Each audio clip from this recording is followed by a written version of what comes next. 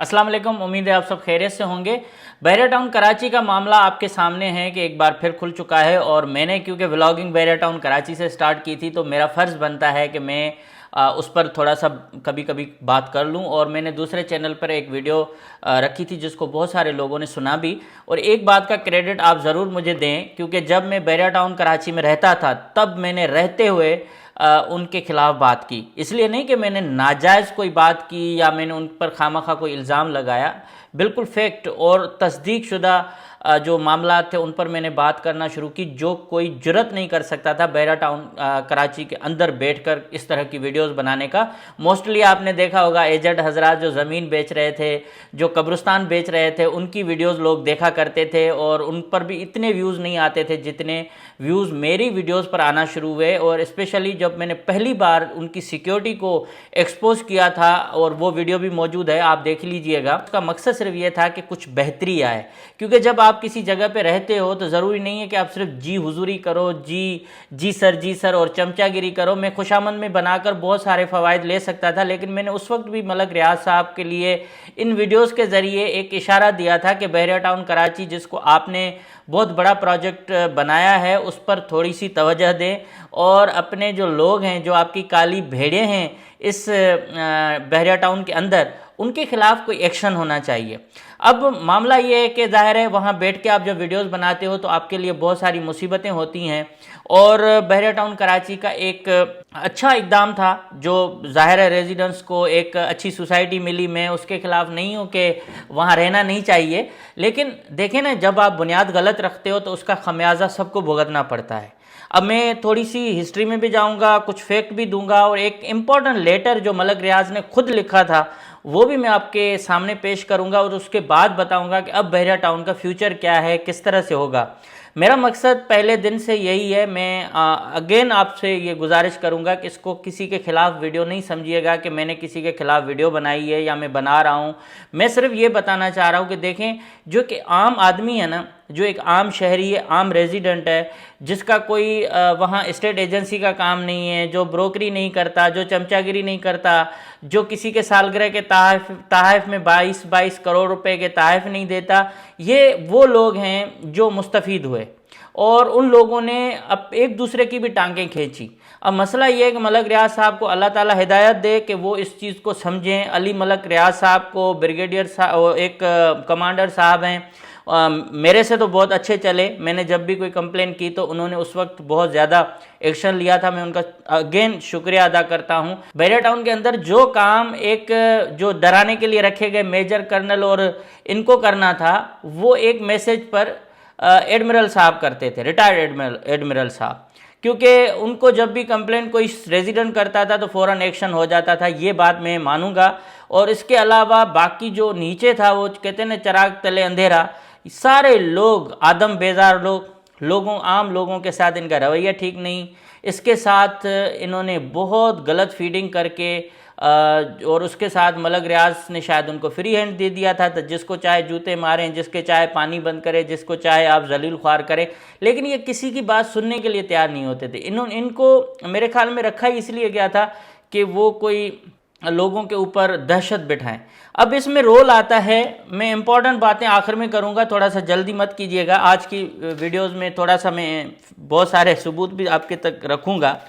इसमें क्या है, ये जो एजेंट हजरात है ना, आप देखिएगा, ये सारे एजेंट हजरात जो सिंध में आए, सबसे पहले शुरुआत करते एजेंट हजरात से। इन्होंने क्या किया, ज़मीन पर आई, ख़रीदने वाला कोई और, बैठे ये, और इन्होंने बहरिया टाउन के जो मालकान या जो मैनेजमेंट की खुशामद करके बहुत सारे फ़वाइद लिए और चंद बरसों के अंदर अरबपति बन गए।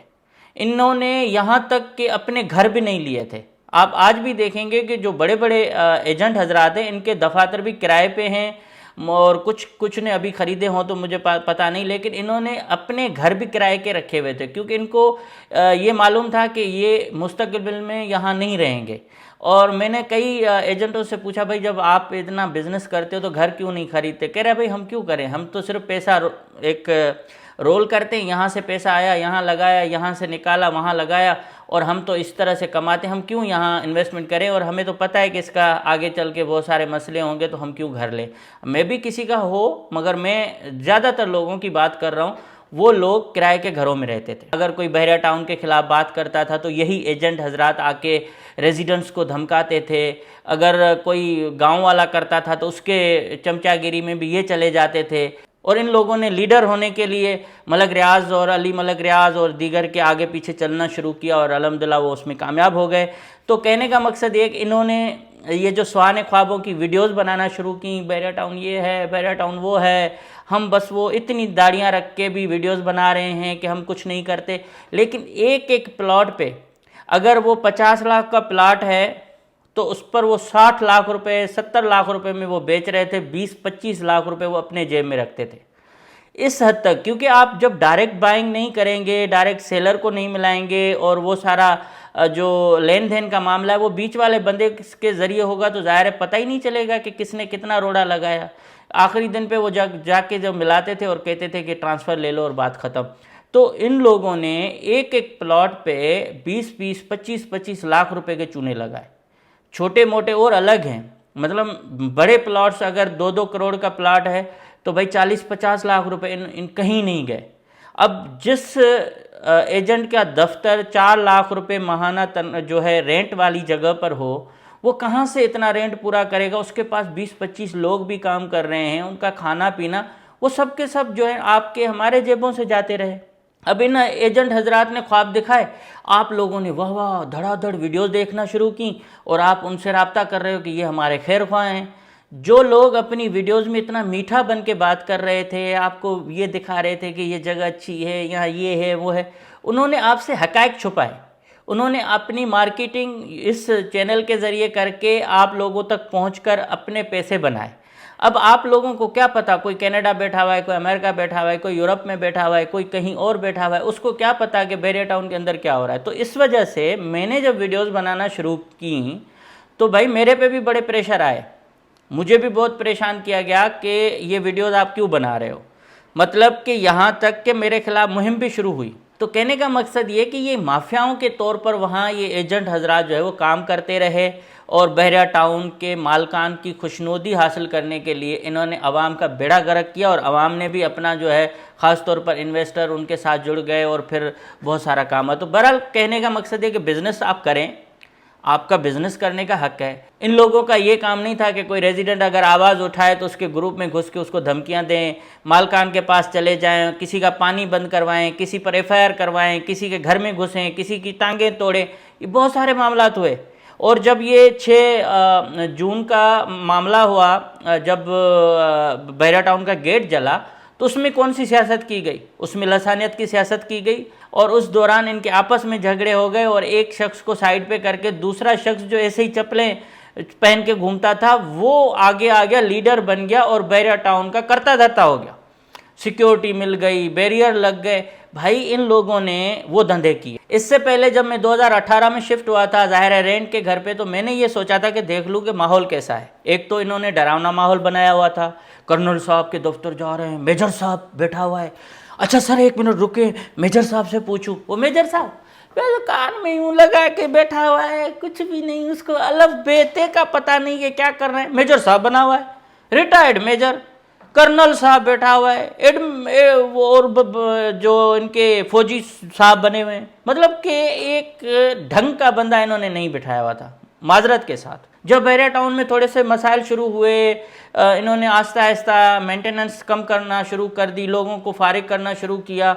तो उस वक्त जब लोग एहतजाज करते थे तो ये एजेंट हजरात उसके बीच में आ जाते थे। स्पेशली ये एक एजेंट, ये आके हर जगह पे लीडर बनने की कोशिश करता था, मतलब कि मैं टॉप का चमचा आदमी, ये जाके खड़ा हो जाता था और उस सारी तहरीक को, उस सारी जिदोजहद को, सारे लोगों की एहतजाज को ये जो है ना यरगमाल करके और अपना उस पर उल्लू सीधा करता था। हर जगह पे इसका काम ये होता था कि रेजिडेंट्स अगर कोई आवाज़ उठाए तो आपको उधर पहुंचना है, चोरी हो जाए, ये पहुंच जाए, क्या चल रहा है बहरिया टाउन में, बहरिया टाउन ने तो ये कर दिया, बहरिया टाउन में हम नहीं रहेंगे।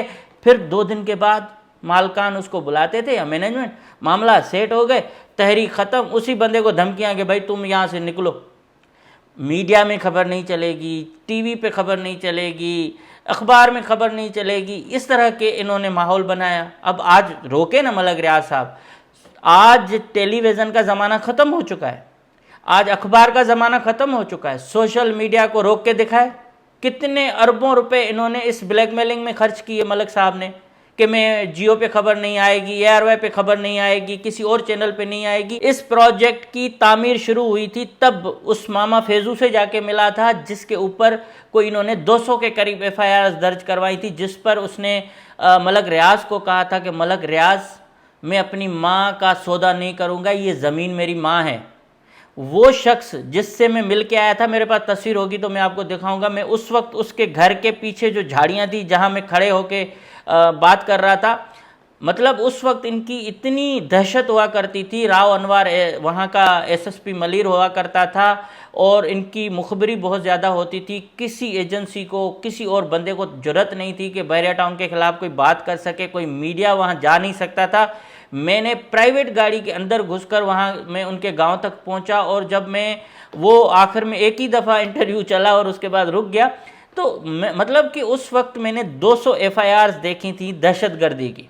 अब आप जो प्रोजेक्ट बनाते हो उसका अगर बुनियाद एक जुल्म पर रखोगे तो आहें तो आएंगी। अब अगर मेरा वहाँ कोई मुफाद है, मेरा छोटा मोटा घर है, मैं तो चाहूँगा ना कि मेरा इस जगह को एक क्लीन रखा जाए, इसको सारे मसले से पाक रखा जाए ताकि मैं सुकून से रहूँ।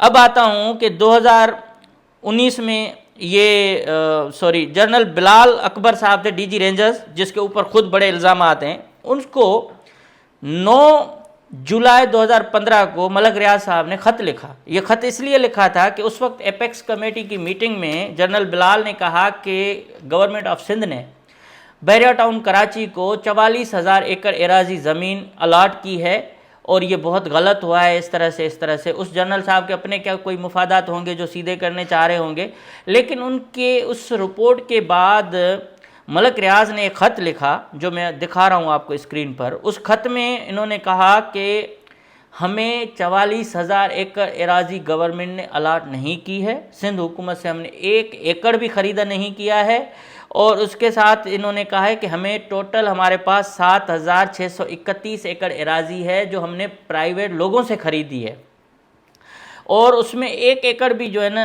ये सरकार की नहीं है। ये जो मालूमात एपेक्स कमेटी में दी गई है ये बिल्कुल बेबुनियाद है और बहुत गलत है। इन्होंने DG रेंजर्स को उस वक्त लिखा कि हमने जो प्राइवेट ओनर्स से ज़मीन ख़रीदी वो फ़ी एकड़ 8 लाख से लेकर 8.5 लाख से लेकर 60 लाख फ़ी एकड़ हमने उनको पेमेंट दी है। हमने कहा कि हमने स्क्रूटनी की फ़ीस जो है वो 25,000 एकड़ एराजी की अदा की है, जिसकी टोटल जो है वो अमाउंट बनती है 43 करोड़ 95 लाख रुपए जो हमने अदा किए हैं, और कंसोलिडेशन फ़ीस के मद में हमने 77 करोड़ रुपए अदा किए हैं। तो इन्होंने कहा कि हमने टोटल 3 अरब 39 करोड़ 49 लाख रुपए से ज़ायद रकम इस वक्त तक अदा की है इन टैक्सेस के मद में और ज़मीन के दूसरे मामलात में, जो ख़ास तौर पर इन्होंने सिंध बिल्डिंग कंट्रोल अथॉरिटी को जो पेमेंट की है वो भी उन्होंने लिखा कि इस टोटल अमाउंट में जो ये सारे मामलात है उसमें से सिंध बिल्डिंग कंट्रोल अथॉरिटी को 15 करोड़ रुपए 15 करोड़ 16 लाख दिए हैं, टैक्सेस के मद में 1 करोड़ 45 लाख गए हैं, और उसके साथ जो टोटल ज़मीन खरीदी गई है प्राइवेट लोगों से उनको 19 अरब रुपए हम दे चुके हैं, 19 अरब। अब ये बहरिया टाउन कराची को इन्होंने फिर उनको DG को ये भी लिखा कि आप को हमें जो है शाबाशी देनी चाहिए, और आप हमारे ख़िलाफ़ या हम इस तरह के माहौल पैदा कर रहे हैं या इस तरह की रिपोर्ट कर रहे हैं, ये गलत है। पाकिस्तान में सोसाइटीज़ का मसला देखें, गरीब लोगों के मसला देखें तो वहाँ इस तरह की सोसाइटी नहीं है जिस तरह से हमने बनाई है। बेशक मलक रियाज साहब की ये लेटर रिकॉर्ड पे है, ठीक है ना, मेरे पास है तो दूसरों के पास भी होगा। अब कहने का मकसद ये है कि उस वक्त से ये मामला चल रहा है 2015 से। 2014 में प्रोजेक्ट शुरू हुआ है, 2015 में ये मामला हुआ है, उसके बाद फिर जब देखें 2019 में 18 में मतलब प्रोजेक्ट जैसे ही सुप्रीम कोर्ट ने नोटिस लिया, इन्होंने लाइट्स बंद कर दी, 3, 4, 5 महीने लोगों का जीना अजाब कर दिया बहरिया टाउन के अंदर। जब आप तब सिर्फ कायद विला में लोग रहते थे और इक्का दुक्का जो है वो स्पोर्ट्स सिटी में रहते थे, बाकी तो सारा वीराना था। फ्लैट्स में ज़रूर थे। उस वक्त लोग अपनी मेंटेनेंस भी देते थे, बिजली का बिल भी देते थे और बाकी जो अखराजात थे वो भी देते। उसके बावजूद मलक रियाज साहब ने और उनकी मैनेजमेंट ने अंधेरा कर दिया था। सिर्फ ये प्रेशर डालने के लिए कि बहरा टाउन पे जो है ना मुसीबत आई है। अरे भाई मुसीबत आप पे आई है, रेजिडेंट जो रह रहे हैं उनका क्या कसूर है? उन्होंने तो आपको बिल देने हैं, वो हर महीने आपको बिल दे रहे हैं, कम से कम उनकी लाइट्स तो ऑन करें। इसीलिए कि बहरा टाउन के अंदर रेजिडेंट्स अजाब में आएंगे तो ये पार्टी बनेंगे। इन्होंने अपने लोग खड़े किए सुप्रीम कोर्ट में, उसमें जो महमूद नकवी का केस है, अब महमूद नकवी एक वकील नहीं है, महमूद नकवी जो इनके खिलाफ हैं वो बंदा इनसे बहुत सारे फ़वाइद ले चुका है, जो कुछ कर चुका है। मैं उस पर पर्सनली नहीं जाऊंगा, लेकिन उस शख्स ने स्टैंड भी लिया, उस शख्स ने बहरा टाउन के रूल्स की धज्जियाँ भी उड़ाई। बीच सड़क पे किसी को बहरा टाउन वाले इजाज़त नहीं देते थे कि घर के आप बाहर जो है वो पानी फेंकें। ये बंदा गाड़ियाँ भी धोता है, ये बंदा जालियाँ भी लगा के बैठा हुआ है, ये गार्ड भी रख के बैठा हुआ है, और सामने शाहिद कुरैशी का घर हुआ करता था, अब पता नहीं है नहीं है। मगर उस शख्स ने बहरा टाउन की तमाम कवानीन, तमाम ज़ाब्तों की धज्जियाँ उड़ा के रख दी। बहरा टाउन उसका कुछ भी बिगाड़ नहीं सका। और दूसरी तरफ कोई गरीब बंदा, कोई आम रेजिडेंट कुछ करे तो उसके घर पे ये घुस आते थे। एक इनके पास कर्नल होता था, पता नहीं मेजर था, जो सिक्योरिटी इंचार्ज था, वो घर में घुसकर खवातीन के साथ ज्यादती मतलब लड़ाइयाँ करता था, और कई खवातीन को लेके अपने असलहे से फायरिंग करवा के रेंज में लेके आता था।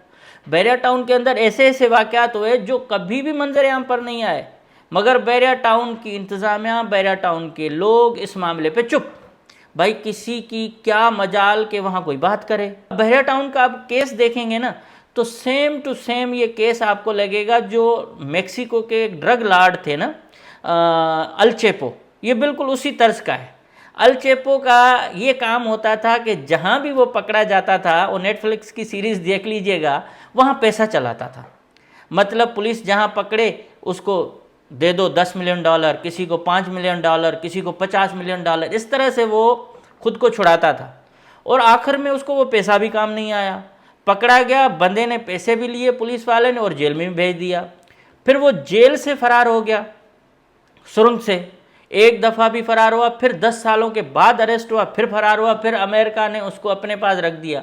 अब ये बिल्कुल मलक रियाज साहब पे फिट केस आता है कि जब भी वो पकड़ा जाता था, जब भी बहरा टाउन के ऊपर कोई मुसीबत आती थी, पैसा चलाओ। वो मीडिया में भी चला, जजों में भी चला, माजरत के साथ काजी फायजीज़ा साहब से मोदबाना गुजारिश, और जर्नलिस्टों में भी चला। बहुत बड़ा एंकर जो रोज़ रोया करता था उसका वहाँ फार्म हाउस बन रहा है, वो फार्म हाउस गिफ्ट हुआ है। और इस तरह से एक सियासतदान का वहाँ फार्म हाउस है जो कराची के नाम पर रोया करते थे, उनको भी गिफ्ट हुआ। इस तरह से बहुत सारे लोगों को वहाँ गिफ्ट मिले, और जर्नलों को अलग मिला, और बहुत सारे और लोग हैं, पुलिस अफसरान हैं, मतलब कि हर बंदे को वहाँ गिफ्ट मिले। और सबसे बड़ा गिफ्ट मिला मलक असद सिकंदर जो वहाँ के सरदार हैं, जिसको इन्होंने 2.5 एकड़ एराजी जो 2 अरब रुपए की है, रोड 1 और गोल्फ सिटी के ऊपर पहाड़ी पे मिली। मतलब जिस तरह का घर मलक रियाज साहब का है, इस तरह का वो घर बनाएंगे, उससे छोटा ही सही लेकिन बनेगा। अब ये सारी रुश्वतें मिली, लेकिन उसके बावजूद बहरा टाउन मुसीबत में। राव अनवार को जो फ़ायदा लेना था वो ले चुके। ज़मीनें जिन लोगों ने कब्ज़ा करवाई वो आज भी बहरा टाउन में 1-2 बंदे रह रहे हैं। उन्होंने, वो एक कखपति थे, वो अरबपति बन गए। उन्होंने अपना बिजनेस बहरा टाउन से खड़ा किया और बहरा टाउन के खिलाफ भी रहे। अब ये जो मामलात हैं ना, इनको कभी भी इन्होंने देखा ही नहीं। इन्होंने कहा भाई पैसे से मामला चल रहा है, पहिए लगाओ, चलता रहो। पैसे से अगर मसला हल होना होता तो ये मसले जो हैं वो आज ख़त्म हो चुके होते। अब आप देखें कि ये जो अल चेपो वाली कहानी बताने का मकसद ये है कि अल चेपो और मलक रियाज साहब का ये दोनों तरीक़े वारदात एक जैसा था। इन दोनों को पैसा काम नहीं आ रहा। अब पैसा अगर काम आता, इतना अरबों रुपए खर्च कर चुके, इतना सब कुछ किया गया, लेकिन उसके बावजूद जो लोग इसके पीछे हैं वो इनका जान नहीं छोड़ रहे। अब मैं आपको एक बात बता दूं, अब बहरा टाउन के ख़िलाफ़ कोई और नहीं है, सिंध हुकूमत भी नहीं है, MDA भी नहीं है, सिंध बिल्डिंग कंट्रोल अथॉरिटी भी नहीं है। कौन है? आप देखें, ये वही लोग हैं जो मुल्क को चला रहे हैं, जो मुल्क को कभी इधर लेके जा रहे हैं, कभी इधर लेके जा रहे हैं। साइड में एक प्रोजेक्ट और है, DHA जिसका नाम है। अब DHA और बहरा टाउन ज़ाहिर है आपस में तसादुम में आ रहे हैं। उन्होंने भी ज़मीन इस तरह से ली, लेकिन उनका मामला कभी नहीं खुल रहा। इन बंदों का आ गया है जकड़ में। अब मलक रियाज साहब ने पहले दिन से ये जो बुनियाद गलत रखी ना, उसको वो पैसों के ज़रिए यूं करता आ रहा है। अगर वो उसी तरीके से नहीं करता, लंदन के केस को भी नहीं करता, अदालतों में फेक पेश करता, या फिर जो है मामलात को बैठ के हल करता, तो मेरे ख्याल में ये मामलात कभी भी आगे नहीं जाते। अब हुआ क्या है कि ये जो कह रहे हैं कि 19 अरब रुपए हम दे चुके हैं आम लोगों को, मैं आपको बता दूं कि 19 अरब रुपए लोगों को मिले ही नहीं है। अब क्या हुआ कि किसी को मिलने थे 2 लाख रुपए तो उसको 50,000 मिले, किसी को मिलने थे 20 लाख तो उसको 2 लाख मिले। वो जो बीच में इनके अपने लोग और उसके साथ जो छोटे छोटे वडेरे ज़मींदार थे ना, वो लोग खा गए इनके। और जो रात में आपने सारा मलियामेट कर दिया, ज़मीनें खा गए, सब कुछ की, उनका क्या हिसाब किताब कौन देगा? चाचा फैजू, जिसको मलक रियाज ने एक ब्लैंक चेक देना था कि भाई तुम ये ले लो और जान छोड़ो, यकीन करें उस बंदे ने आखिर मरते दम तक वो ज़मीन नहीं बेची, उनके बेटों ने बेच दी। आई डोंट नो अब वो क्या होगा, लेकिन उस शख्स को हिर्स नहीं थी। वो कहता था भाई ये मेरा बयाबान है ना, ये मेरा है। बैरिया टाउन ने झूठी प्रोपेगेंडा कराई कि इस जगह पे मंशात बिकती थी। और मैं आपको बताऊं, मलिर का वो एरिया जहां बैरिया टाउन बना है, ये सबसे पीसफुल एरिया था। वहाँ आप तारीखी तौर पे अगर देखें तो जो कम्युनिटी रहते हैं, बुरफत और कलमती, ये सारे, इनका कोई आपस में मतलब दूर दूर तक वो नहीं था, क्राइम से कोई ताल्लुक। इक्का दिक्का कोई वाक़यात तो पूरे कराची शहर में होते हैं। अब कराची शहर में क्या सोसाइटियाँ नहीं बनती क्या? खीरथर नेशनल पार्क जो सबसे बड़ा मतलब पार्क है इस वक्त पाकिस्तान का, उसकी इन्होंने तबाही कर दी। वहाँ किसी तरह से कोई रेती भी नहीं निकलनी, बजरी भी नहीं निकलनी। वहाँ से आज भी ट्रक्स जो है ना रेती बजरी निकाल के बैरिया टाउन के सड़कों के ज़रिए बाहर लेके जाते हैं। बैरिया टाउन का ये जो अंडरपास है, ये बना इसलिए था कि बैरिया टाउन के रेजिडेंट्स को आसानी होगी, एक तरफ आएंगे दूसरी तरफ चले जाएंगे। इस पर आके हमारे FW वाले भाइयों ने बंदूक रख के खड़े हो गए। हालांकि उन्होंने अपने पैसे भी लिए, उनका दफ्तर भी अंदर है। 30 से 40 करोड़ रुपए रिश्वत ली गई इसके मामले पे। मैं आज जो मौजूदा क़यादत है उनसे भी रिक्वेस्ट करूंगा कि आप भली इंक्वायरी करके देखें, अगर बात गलत है तो पता लग जाएगा। उसके बावजूद उन्होंने वहाँ नाके लगाए, उन्होंने किसी बंदे को, मतलब कि आप अपने बैरिया टाउन के अंदर से जा रहे हो कराची, आपका मूड नहीं हो रहा, आप अभी हाईवे पे नहीं चढ़े हो, आप वहीं से वापस आना चाहते हो, तो ये जो टोल टैक्स का जो बॉक्स होना चाहिए या जो एंट्री और एग्ज़िट का होना चाहिए, ये होना चाहिए आगे जहाँ हाईवे शुरू होता है। इन्होंने बैरिया टाउन के गर्दन पे इसलिए रखी कि यहाँ से भी तुम जाओगे तो आगे हम तुम्हें नहीं जाने देंगे, तुम जाके वहाँ से वापस आओ टोल प्लाजा से, मतलब पैसे भरो। कराची से आप आ रहे हो तो टोल टैक्स नहीं था, आई डोंट नो अभी साल के अंदर क्या हुआ, लेकिन आप कराची के गुलशन हदीस से आ रहे हो तो टोल टैक्स है। भाई इतना अजीब ये इनका रवैया रखा गया कि जो एक अंडरपास लोगों की सहूलत के लिए बनना था वो अजाब में बदल गया। और बदकिस्मती से पाकिस्तान में दोहरा निज़ाम चल रहा है, गरीब का अलग, अमीर का अलग कानून। अब भाई मलक रियाज अगर कब्ज़ाखोर है, ज़मीनों पे कब्ज़े किए हैं, अगर सब कुछ किया है तो आप उसको पकड़ो ना। आप एक प्रोजेक्ट जब बन गया है, उनकी सारी चीज़ें शुरू हो गई हैं, लोग बस गए, आप उसको कभी कह रहे हो 460 अरब रुपए दो, कभी कह रहे हो कि ये करो, कभी कह रहे हो कि इंग्लैंड की प्रॉपर्टी बेचो, वो पैसे दो। ये सारा खेल तमाशा आप किसके साथ कर रहे हो? वो जस्टिस साकिब निसार इस पाकिस्तान की बीमारी की जड़ था। बैरिया टाउन के केस को ख़राब करने में, बैरिया टाउन के केस को इस तरह से लेके चलने में भी वो शख्स मुलविस है। बैरिया टाउन की अब आप हालत देखें, मार्केट पिछले 2 साल से उसकी डाउन है। घरों की कीमतें, लोगों ने जो इन्वेस्टमेंट करके ये किया था कि 20-25 लाख रुपए ऊपर मिलेंगे, वो उस 20-25 लाख रुपए से नीचे चली गई हैं। कल मुझे किसी ने बताया कि स्टेडियम का काम भी बंद हो चुका है। तो ये सारा जो तमाशा है, ये एक इसलिए है कि शायद इस प्रोजेक्ट को मुकम्मल तौर पर ख़त्म किया जाए। और अब वो जो अल्टीमेट एक एटम बम गिरना है या एक मुसीबत आनी है, वो आम लोगों पे आनी है। और जो एजेंट किराए के घरों में रहते हैं, ये अपना सामान लेके चले जाएंगे। तो इस तरह की हालत है बैरिया टाउन कराची की। मैं आप लोगों से सिर्फ एक दरख्वास्त करूँगा, आप अगर कुछ नहीं कर सकते ना, तो कम से कम इन एजेंट हजरात की वीडियोज़ को ना देखें, इनका बाइकाट करें। क्योंकि ये लोग जो बैरिया टाउन के असल दुश्मन है ना, यही है। ये लगाएंगे बैरिया टाउन की मार्केट क्रैश, यूं हाथ पकड़े बैठे होंगे, अंदर देखेंगे वही चूरन बेच रहे हैं।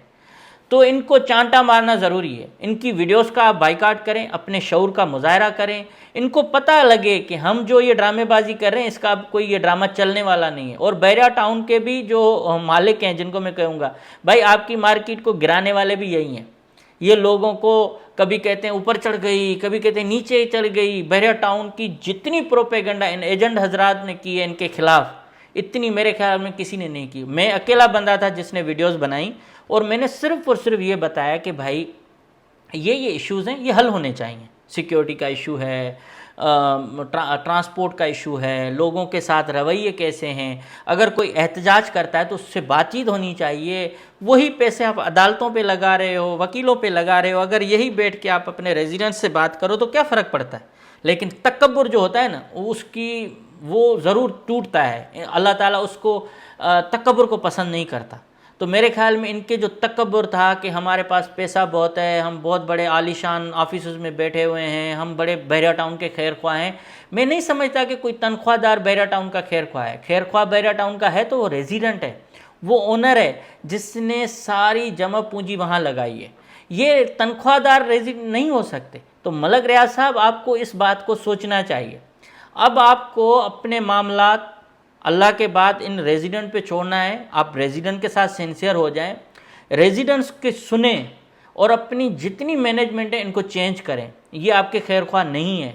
आपको एक पूरा अच्छा सिस्टम बनाना चाहिए जहां हर इंसान की इज्जत हो, जहां हर इंसान बराबर हो, जहां किसी के साथ कोई ज़्यादती ना हो। अगर कोई सरदार जाए तब भी उसको वही ट्रीटमेंट मिले जो एक गरीब को मिलता है। और जो लोकल लोगों के साथ आपने ज़्यादतियाँ की ना, उनसे आप माफ़ी ज़रूर मांगें अखलाकी तौर पर। देखें, मरना हर किसी को है, आप वहाँ हैं, हम यहाँ आ गए, लेकिन आप इस चीज़ से न करें कि आप माफ़ी मांगेंगे तो आप कम हो जाएंगे। इस बात को आप नोट करें। जिसने भी सिंध की सरजमीन पे कोई गलत काम किया है, सिंध की सरजमीन ने उससे खुद इंतकाम लिया है। वो अरगून हो, तुर्खान हो, बड़े बड़े और कुछ हों, उनकी कब्रें पड़ी हुई हैं। आप देखें, आप इससे भी अंदाज़ा करें, बैरिया टाउन लाहौर से शुरू हुआ, पिंडी तक चला गया, कोई मसला नहीं। जब सिंध में आया तो मसले शुरू हुए, क्योंकि वहाँ गरीबों के साथ ज़्यादती हुई। आप पेशावर में तो करके दिखाएं। पठान भाइयों को मैं सलाम पेश करता हूँ। पठान भाइयों ने बैरिया टाउन पेशावर के जो भी मामला थे उसको पहले दिन से कामयाब होने नहीं दिया। उन्होंने कहा भाई लीगल तरीके से होगा तो करेंगे, अगर लीगल नहीं होगा तो नहीं हम करेंगे। और यही वजह है कि वहाँ डिले हो गया, उनको सारी एनओसीज लेनी पड़ी, सब चीज़ें लीगल तरीके से करनी पड़ी, कोई बिल्डोज़र नहीं चढ़ा।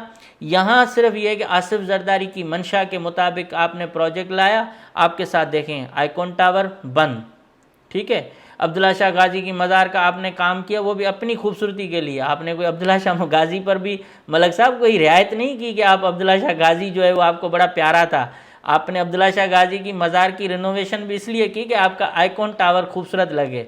आपने अंडरपास भी इसलिए बनाया कि वहाँ आपके लोगों को आने जाने में तकलीफ़ ना हो।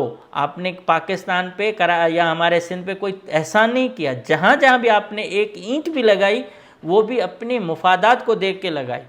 चाहे आपको बुरा लगे तो माजरत, लेकिन ये हकीकत है। अब्दुल्ला शाह गाजी की मज़ार एक छोटी सी झुपड़पट्टी की तरह लगती थी, उसका गुंबद बहुत तारीखी था जो आपने बहरहाल चेंज कर दिया। वो सिर्फ इसलिए कि जो आपका आलीशान आइकॉन टावर है उसके सामने एक फ़कीर की मज़ार जो है वो सही नहीं लग रही थी। और रही बात जो मौजूदा चीफ़ जस्टिस हैं, इसकी ईमानदारी पे, इसके किसी मामले पे बिल्कुल कोई शक नहीं है। बहुत अच्छे जस्टिस हैं और इन्होंने बहुत फ़ाइट करके अपनी जगह ली है, किसी ने इसको दी नहीं।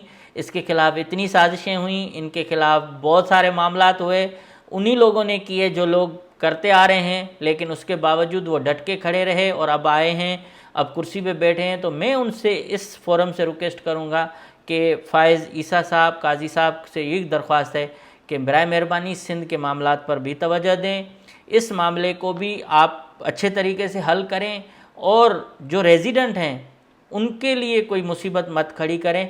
बाकी मलक रियाज साहब हैं, बैरिया टाउन हैं, ये क्या करेंगे जब आप केस उठाएंगे तो ये लोगों के ऊपर मुसीबत गिराएंगे। तो इनको पाबंद करें कि जो भी बैरिया टाउन का मामला जिस तरह से चल रहा है उसमें किसी रेजिडेंट को तकलीफ़ नहीं आनी चाहिए।